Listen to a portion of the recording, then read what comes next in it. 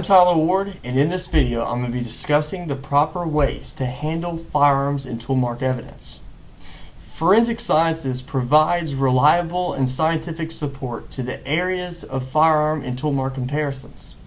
Like any evidence brought into a lab, the ways that weapons and tools are packaged can impact the examination process.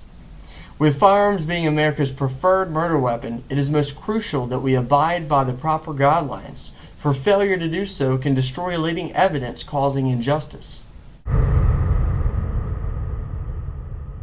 Firearms are more durable than most evidence brought into a lab, but they still need to be handled with care. No part of the gun must ever be damaged in the collection and packaging process. Nothing can ever come into contact with the inside of the barrel or the breech space. Where the head of the cartridge rests before firing, never insert any foreign objects into any part of the gun, especially the barrel or ejection part. Do not attempt to secure the gun open using flex cups, as this can be bad for the function of the firearm.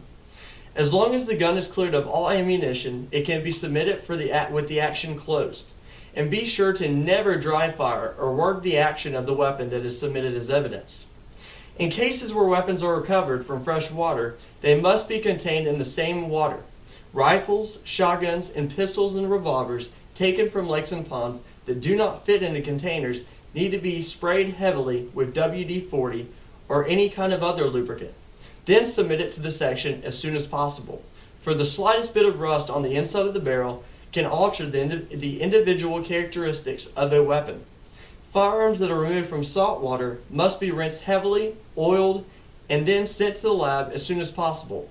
As a general rule, all weapons brought to the lab are required to be unloaded for safety. However, leaving fired or empty cartridge cases in the chamber may provide examiners with essential information on occasion. It could also be vital to submit a loaded gun when it is corroded or seized shut.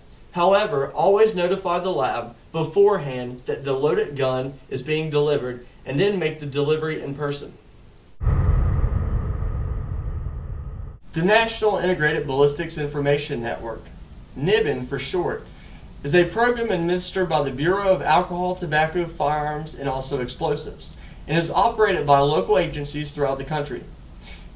NIBIN serves as an investigative aid that allows links to be developed between crime scenes that may not be connected by normal investigative casework. This database essentially replaces the old case files that had to be searched manually by scientists, which could take days.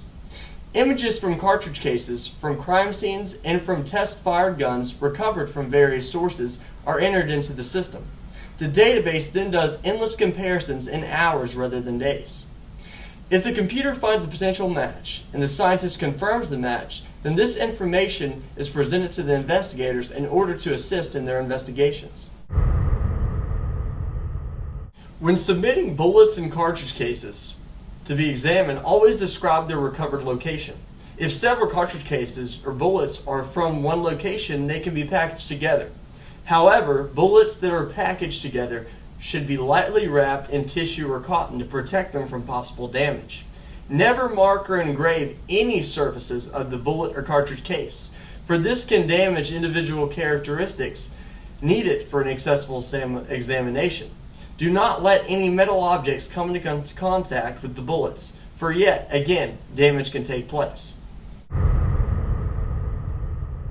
When submitting clothing, the lab can also provide an accurate muzzle to target distance using gunpowder residue and shot powder on victims' clothing. Only clothing hit by a bullet or suspected to be in close proximity to a bullet strike will be examined.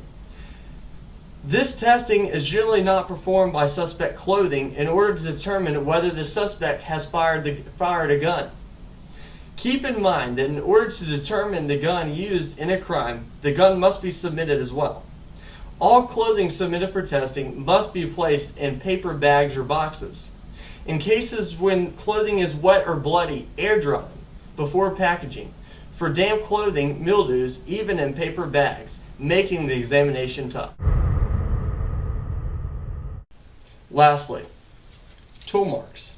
As with firearms, great care should be taken with collecting and packaging tools, and marking items for submission so so that it makes sure the surfaces that need to be tested are well protected. Keep in mind that tool mark evidence is only examined when the suspected tool is linked with a suspect, whether by possession or by fingerprints. Tool marks on evidence that is too large to package or transport to the lab can be preserved using a casting material such as microseal.